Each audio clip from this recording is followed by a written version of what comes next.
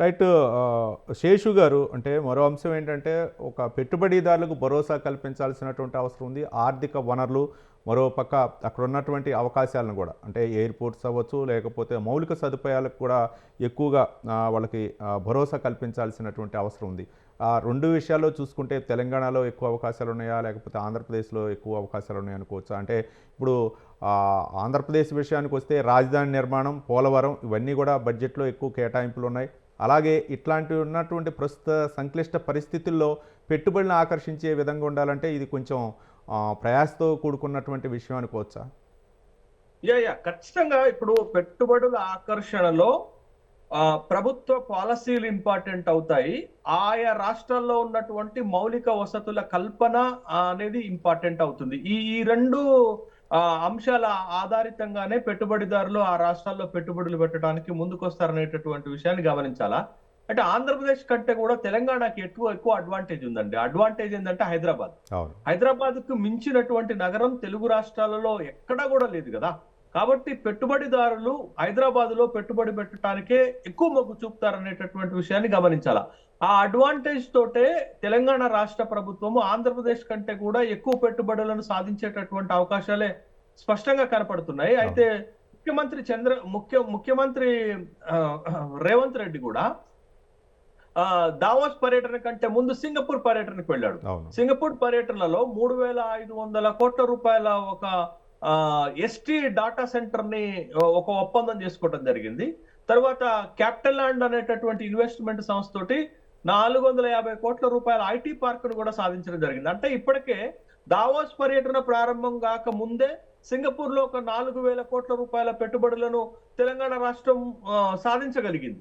కాబట్టి దావోస్ లో కూడా దానికి అదనంగా తీసుకురాగలుగుతుంది. లాస్ట్ టైం అంటే లాస్ట్ ఇయర్ జరిగినటువంటి దావోస్ పెట్టుబడుల సదస్సులో, అంటే 54వ సదస్సులో తెలంగాణ రాష్ట్ర ప్రభుత్వం ముఖ్యమంత్రి స్వయంగా పాల్గొన్నారు. రేవంత్ రెడ్డి అధికారంలోకి వచ్చిన 2 నెలల్లోనే జరిగింది. పాల్గొన్నటువంటి సందర్భంలో 40,252 కోట్ల రూపాయల పెట్టుబడులు సాధించగలిగాడు. బట్ ఈసారి ఆ సంఖ్య పెరుగుతుందా, ఎంత మేరకు పెరుగుతుంది, ఎంత మేరకు పెట్టుబడులు సాధించగలుగుతాడు రేవంత్ రెడ్డి అనేది ఒకటైతే, ఒక పక్క రేవంత్ రెడ్డి, ఇంకొక పక్క చంద్రబాబు నాయుడు, ఇద్దరు. చంద్రబాబు నాయుడు చాలా అనుభవం కలిగినటువంటి వ్యక్తి.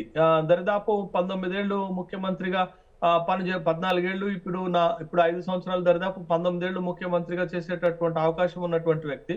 4 సార్లు ముఖ్యమంత్రిగా చేస్తున్నటువంటి వ్యక్తి, అనుభవం ఉన్నటువంటి వ్యక్తి. పెట్టుబడుల సాధనలో కీలకంగా మారుతాడా, లేకపోతే కొత్తగా వచ్చినటువంటి ముఖ్యమంత్రిగా వచ్చినటువంటి రేవంత్ రెడ్డి పైచేయి సాధిస్తాడనేది ఖచ్చితంగా మనం ఆసక్తి, చాలా ఆసక్తి. అయితే రెండు తెలుగు రాష్ట్రాల మధ్య అయితే మాత్రం ఈ విషయంలో పోటీ అయితే ఉండే అవకాశాలు ఉన్నాయి.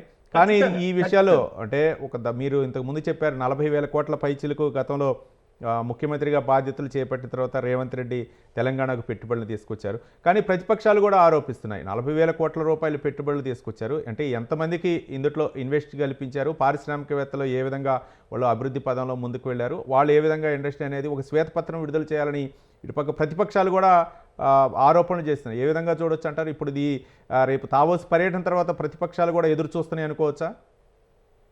ఇప్పుడు దీంట్లో మనం రాజకీయాలను చూడొద్దండి. ఒక రాష్ట్రానికి పెట్టుబడి ఇవాళ ఉన్నటువంటి పరిస్థితులలో ఒక్కొక్క రాష్ట్రము పెట్టుబడులు సాధించడానికి చాలా తీవ్రమైనటువంటి కృషి చేస్తున్నారు. 40,000 కోట్ల రూపాయల పెట్టుబడులు ఎంఓయూలు అయ్యాయి. ఎంత గ్రౌండ్ అయ్యాయి అంటే, గ్రౌండ్ అవడానికి కొంత సమయం పడుతుంది కదా. మనం మరీ రాజకీయ కోణంలో చూసి, రాజకీయ పొలిటికల్ పార్టీలుగా నేను మాట్లాడలేను, కానీ నేను ఒక ఎకనామిస్ట్ గా ఏం మాట్లాడగలుగుతున్నానంటే, 42,000 కోట్ల రూపాయల పెట్టుబడి ఒప్పందాలు గతంలో జరిగాయి. బట్ ఎంత గ్రౌండ్ అయ్యాయి అనేది కొంత సమయం పడుతుంది గ్రౌండ్ అవటానికి. ఒక్కొక్క సంస్థ ఒక్కొక్క సమయం తీసుకొని, ఒకటి సంవత్సరంలో వస్తుంది, ఒకటి 2 సంవత్సరాలకు వస్తుంది, ఒకటి వెంటనే వస్తుంది. ఉదాహరణకు కాగ్నిజెంట్ అనేటటువంటి సంస్థ వెంటనే ఒప్పందం జరిగినటువంటి 10-15 రోజుల్లోనే హైదరాబాద్ లో తన 2వ క్యాంపస్ ని ప్రారంభించింది. దరిదాపు 15,000 కోట్ల రూపాయల పెట్టుబడి పెట్టింది. దరిదాపు 15,000 మందికి ఉపాధి కల్పించేటటువంటి అవకాశాలను తీసుకొస్తామని ప్రామిస్ చేసింది. కాబట్టి గ్రౌండ్ ఎన్నయ్యాయి అనేది మనం అంత తొందరపడి మాట్లాడటం మంచిది కాదు. కానీ బట్ ఒప్పందాలు జరిగినవి ఏదో ఒక రోజున పెట్టుబడి పెట్టడానికి అవకాశం ఉంటుంది. ఒప్పందాలు జరిగిన తర్వాతనే కదా పెట్టుబడులు పెట్టేది. ఆ పెట్టుబడులకు అవకాశం కల్పించాల్సినటువంటి బాధ్యత రాష్ట్ర ప్రభుత్వం పైన ఉంటుంది. తరచూ సమీక్షలు చేసి ఆ పెట్టుబడులు తొందరగా పెట్టేటటువంటి చర్యలు రాష్ట్ర ప్రభుత్వం అధికారులు తీసుకోవాల్సినటువంటి అవసరం ఉంటుంది. బట్ మనకి ఇప్పుడు సింగపూర్ లో ఒప్పందాలు జరగంగానే రేపు పొద్దున వచ్చి పెట్టుబడులు పెట్టరు కదా. కాబట్టి ఒప్పందం జరగటం ముందు ప్రైమరీ ఒక హార్డిల్ ని దాటటం అనేటటువంటి అంశాన్ని మనం గమనించాలా.